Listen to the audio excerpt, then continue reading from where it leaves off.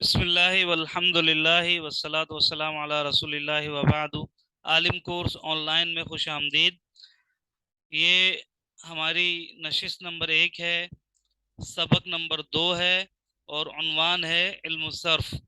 اس سے پہلے میں سبق نمبر 1 میں علم الصرف کی تعریف بیان کر چکا ہوں، اور آج ہم نے علم الصرف کا موضوع پڑھنا ہے، علم الصرف کا سبجیکٹ، اور علم الصرف سیکھنے کے فوائد پڑھنے ہیں کہ علم الصرف سیکھنے سے کیا فائدے حاصل ہوتے ہیں، اور علم الصرف سیکھنے کا جو حکم شرعی ہے یہ آج ہم نے پڑھنا ہے۔ لیکن میں چاہوں گا کہ اس سے پہلے آپ کے سامنے علم الصرف کی تعریف کو ایک بار دوبارہ سے بیان کر دوں، کیونکہ میں نے یہ تعریف دوبارہ سے تھوڑا اور آسان کر کے لکھی ہے، کیونکہ اس سے پہلے علم الصرف کی جو تعریف بیان کی تھی وہ بعض ساتھیوں نے کہا کہ تھوڑی مشکل ہے، تھوڑا اور آسان کر کے بیان کریں، لہٰذا میں پہلے علم الصرف کی تعریف دوبارہ سے آپ کے سامنے بیان کرتا ہوں۔ سب سے پہلے تو یہ سمجھیں کہ الصرف، علم الصرف یعنی اس میں جو الصرف لفظ ہے اس کا معنی ہوتا ہے پھیرنا، تبدیلی کرنا، ایک حالت سے دوسری حالت میں منتقل کرنا، یہ الصرف کا لغوی معنی ہے۔ علم الصرف کی تعریف اب ہم پڑھتے ہیں۔ علم الصرف سے مراد ان قواعد کا علم ہے، یعنی علم الصرف میں بہت سارے اصول و ضوابط بیان کیے گئے ہیں، اور ان اصول و ضوابط کے ذریعے سے ہمیں دو باتیں معلوم ہوتی ہیں۔ ان اصول و ضوابط کے ذریعے سے ہمیں دو باتیں معلوم ہوتی ہیں ان قاعدوں کے ذریعے سے۔ پہلی بات ہمیں معلوم ہوتی ہے عربی کلمات اسم اور فعل جو تبدیلی قبول کرتے ہیں کی بناوٹ میں ہونے والی تبدیلیاں معلوم ہوں، یعنی ان اصول و قواعد کے ذریعے سے ہمیں عربی الفاظ میں جو تبدیلیاں رونما ہوتی ہیں ان تبدیلیوں کو معلوم کر لیا جاتا ہے ان قواعد کے ذریعے سے۔ یہ علم الصرف کی تعریف کا پہلا حصہ اور پہلا جز ہے۔ یہ یہاں پہ یہ بات ذہن نشین رہے کہ عربی کلمات سے مراد یہاں پہ اسم اور فعل ہیں، اور میں پہلے بتا چکا ہوں کہ عربی کلمات جو ہیں وہ 3 قسم کے ہوتے ہیں، ایک اسم اور ایک فعل اور ایک حرف۔ لیکن یہاں عربی کلمات سے مراد صرف اسم اور فعل ہیں، کیونکہ جو تیسری قسم ہے عربی کلمہ کی یعنی حرف کے متعلق جو ہے وہ علم الصرف میں کوئی بات نہیں کی جاتی ہے، کیونکہ حرف مبنی ہوتا ہے، اور جو مبنی ہوتا ہے اس میں کوئی تبدیلی نہیں ہوتی ہے، جبکہ علم الصرف میں جن کلمات میں تبدیلی ہوتی ہے صرف انہی کلمات کے متعلق بات کی جاتی ہے۔ تو ہر اسم بھی تبدیلی کو قبول نہیں کرتا، اور اسی طرح ہر فعل بھی تبدیلی کو قبول نہیں کرتا۔ اسم بھی 2 طرح کا ہوتا ہے، ایک اسم معرب اور ایک اسم مبنی۔ اسم مبنی تبدیلی کو قبول نہیں کرتا ہے، لہٰذا علم الصرف میں اسم مبنی کے متعلق بھی بات نہیں ہوگی، بلکہ صرف اسم معرب کے متعلق بات ہوگی، کیونکہ اسم معرب تبدیلی کو قبول کرتا ہے۔ اب اسم معرب کی مزید وضاحت انشاءاللہ جب آپ آگے پڑھیں گے تو وہ آپ کو معلوم ہو جائے گی۔ اسی طرح فعل بھی 2 قسم کے ہوتے ہیں، ہر فعل تبدیلی کو قبول نہیں کرتا، ایک فعل مبنی ہوتا ہے وہ تبدیلی کو قبول نہیں کرتا، اس کے بارے میں بھی علم الصرف میں بہت ہی کم بات کی جاتی ہے، اور فعل معرب کہہ لیں یا فعل متصرف کہہ لیں، فعل معرب یا فعل متصرف، فعل متصرف تبدیلی کو قبول کرتا ہے، لہٰذا علم الصرف میں اس کے متعلق بات کی جاتی ہے۔ تو عربی کلمات سے مراد یہاں پہ اسم معرب اور فعل متصرف ہے۔ تو ان کی بناوٹ میں، ان کی ساخت میں جو تبدیلیاں رونما ہوتی ہیں وہ تبدیلیاں جو ہیں ان قواعد کے ذریعے سے معلوم کی جاتی ہیں۔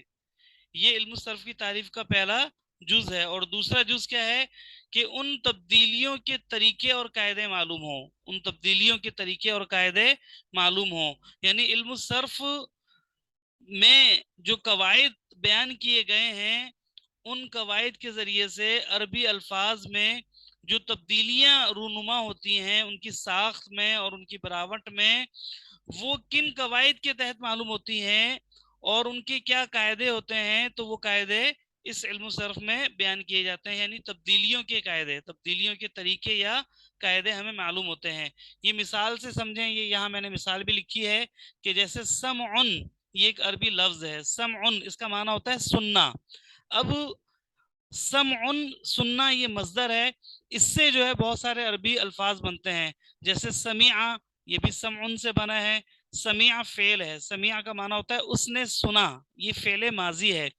इसी तरह यस्माऊ ये भी समउन से ही बना है, और यस्माऊ ये भी फेल है, ये फेले मुजारे है, इसका माना होता है कि वो सुनता है या सुनेगा।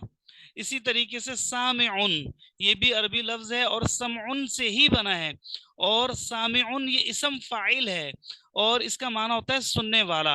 अब किन कवायद के तहत समउन से समिया बना, समउन से यस्माऊ बना और समउन से ही सामिउन बना, ये कवायद वो कौन से कायदे हैं और वो किस तरह काम करते हैं, ये सारे कवायद इल्म सर्फ में बयान किए जाते हैं। तो इल्म सर्फ की तारीफ में दो चीजें हो गई, एक तो ये कि अरबी कलिमात यानी इसम और फेल में जो तब्दीली को कबूल करते हैं उनकी बनावट में और साख्त में जो तब्दीलियां होती हैं वो तब्दीली मालूम हो जाएं, और दूसरी बात ये कि उन तब्दीलियों के तरीके मालूम हो जाएं। तो ये तो इल्म सर्फ की तारीफ हो गई। अब हम अपने आज के सबक की तरफ आते हैं। ये सबक नंबर 2 है, इल्म सर्फ का मौजू, इल्म सर्फ का सब्जेक्ट, यानी इल्म सर्फ में किस बारे में बात की जाती है। तो इल्म सर्फ जो है इसमें सिर्फ इसम और फेल के मुतालिक बात की जाती है, हर्फ के मुतालिक बात नहीं की जाती, और वो भी सिर्फ उस इसम के मुतालिक और उस फेल के मुतालिक बात की जाती है जो तब्दीली को कबूल करते हैं, हर इसम और हर फेल के मुतालिक नहीं। इसकी वजाहत अभी मैं पीछे कर चुका हूँ। तो इल्म सर्फ का मौजू वो इसम और वो फेल है कि जो तब्दीली को कबूल करते हैं, ये इल्म सर्फ का मौजू हो गया। और फिर इल्म सर्फ सीखने के फायदे क्या हैं, इल्म सर्फ सीखने से हमें क्या फवायद हासिल होंगे। तो याद रखिएगा इल्म सर्फ सीखने के कुल 3 फायदे हैं। सबसे पहला फायदा यह है कि इंसान अरबी कलिमात की अदायगी में लफ्जी गलतियों से महफूज रहता है। अरबी अल्फाज की अदायगी में जो लफ्जी गलतियां होती हैं, जेर ज़बर पेश की गलतियां होती हैं, वो गलतियां नहीं होती। जब इंसान को इल्म सर्फ आता है तो वो इस तरह की गलतियां नहीं करता। जैसे मिसाल के तौर पर मुज़क्कर के लिए ज़राबा और मुअन्नस के लिए ज़राबत लाना है। अब मुज़क्कर के लिए हमें फ़ेल लाना है तो हम मुज़क्कर के लिए ज़राबा लाएंगे, अब मुज़क्कर के लिए हम ज़राबत नहीं ला सकते।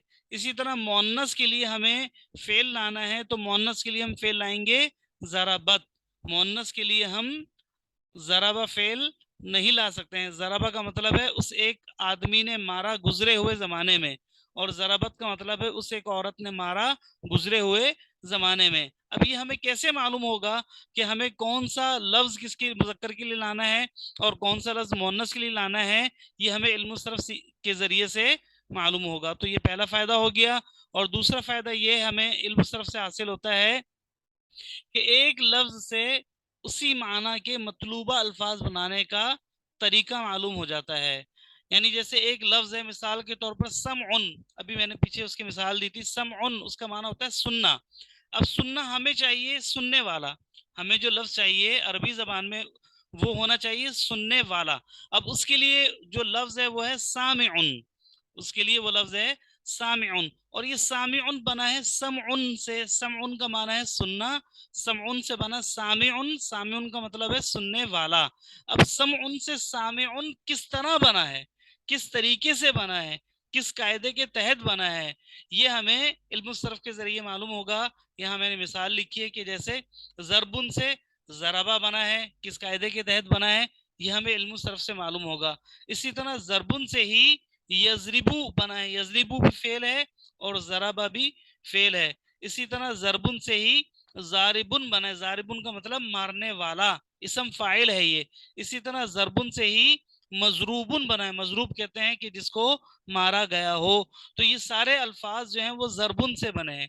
अब जरबुन से ये अल्फाज किस कायदे के तहत बने हैं और किस तरीके से बने हैं, ये हमें इल्म सर्फ के जरिए से मालूम हो जाता है। तो ये एक बहुत ही अहम फायदा है। और तीसरा फायदा जो हासिल होता है इल्म सर्फ सीखने से वो ये है कि अरबी कलिमात के असली और जायद हरूफ की पहचान हो जाती है।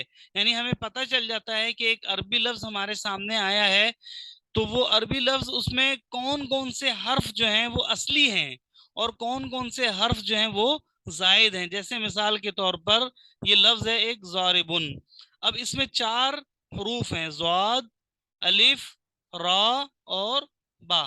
یہ 4 حروف ہیں. اب ان 4 حروف میں سے اصلی حرف کون کون سے ہیں اور زائد حرف کون کون سے ہیں؟ اب یہ جو زائد حرف آتے ہیں انہی کی تبدیلی سے یہ کبھی آگے آ جاتے ہیں، کبھی بیچ میں آ جاتے ہیں، اور کبھی جو ہے شروع میں آ جاتے ہیں، کبھی آخر میں آ جاتے ہیں، اور حرکات میں بھی تبدیلیاں ہوتی رہتی ہیں. تو یہ جو حروف کی کمی بیشی ہوتی ہے اور اسی طرح حرکات میں تبدیلیاں ہوتی رہتی ہیں، انہی سے ہی تو ایک لفظ سے دوسرا مطلوبہ لفظ بن جاتا ہے، جس کی ہمیں ڈیمانڈ ہوتی ہے، جو ہمیں چاہیے ہوتا ہے وہ لفظ بنتا ہے. اب جیسے ضاربن ہے، یہ ضاربن ہے، اس لفظ کے اندر جو ہے وہ الف زائد ہے. یہ جو ضاد کے بعد الف ہے یہ زائد ہے، اور ضاد اور را اور با، یعنی الف سے پہلے ضاد، الف کے بعد را اور را کے بعد با، یہ تینوں حروف یہ اصلی ہیں، یہ تینوں حروف اصلی ہیں، اور الف جو ہے وہ زائد ہے. اب ہمیں یہ کیسے معلوم پڑے گا کہ اس میں کون سا حرف اصلی ہے اور کون سا حرف زائد ہے؟ یہ ہمیں معلوم ہوگا علم الصرف کے ذریعے سے. اسی طریقے سے علم الصرف سیکھنے کا حکم کیا ہے شرعن؟ شریعت میں علم الصرف سیکھنے کا حکم یہ ہے، یہاں لکھا ہے کہ شرع اسلام میں علم الصرف سیکھنا فرض کفایہ ہے. فرض کفایہ ہے یعنی فرض ہے لیکن فرض کفایہ. فرض 2 طرح کے ہوتے ہیں، ایک فرض عین اور ایک فرض کفایہ. فرض عین وہ ہے جو ہر مسلمان پر فرض ہے، جیسے نماز پڑھنا 5 وقت کی، یہ ہر مسلمان پر فرض ہے، کوئی بھی مسلمان اس سے مستثنا نہیں ہے. جبکہ فرض کفایہ وہ ہوتا ہے کہ سارے مسلمانوں میں سے اگر چند مسلمان، یعنی اس قدر مسلمان کہ ان سے دیگر تمام مسلمانوں کی ضرورت پوری ہو جائے، اگر وہ اس فرض کو ادا کر رہے ہوں تو باقی تمام مسلمانوں سے وہ فریضہ ساقط ہو جاتا ہے، ختم ہو جاتا ہے، کیونکہ اسے ادا کرنے والے اتنے موجود ہیں کہ ان کی ادائیگی کی وجہ سے باقی تمام مسلمانوں کی ضرورت پوری ہو جاتی ہے. تو یہ علم صرف سیکھنا جو ہے یہ فرض کفایہ ہے، اور یہ فرض کفایہ جو ہے یہ کوئی معمولی نہیں ہوتا ہے، بلکہ یہ ایک ایسا عمل ہوتا ہے کہ اس کے ذریعے سے جو فرض کفایہ کو ادا کر رہا ہوتا ہے اسے گویا کہ اپنے عمل کا تو ثواب ملتا ہی ہے، مگر چونکہ وہ تمام امت کی نمائندگی کرتے ہوئے اس فرض کو ادا کر رہا ہے، لہذا اسے تمام امت کا اور پوری امت کی طرف سے اسے ثواب ملتا ہے. تو یہ بہت ہی اہم ہے. اللہ تعالیٰ سے دعا ہے کہ یہ جو ہم نے آج پڑھا ہے یہ ہمیں سمجھنے کی توفیق عطا فرمائے، اور انشاءاللہ آئندہ اسباق میں جیسے جیسے آپ آگے بڑھتے جائیں گے آپ کو مزید سمجھ آتا جائے گا.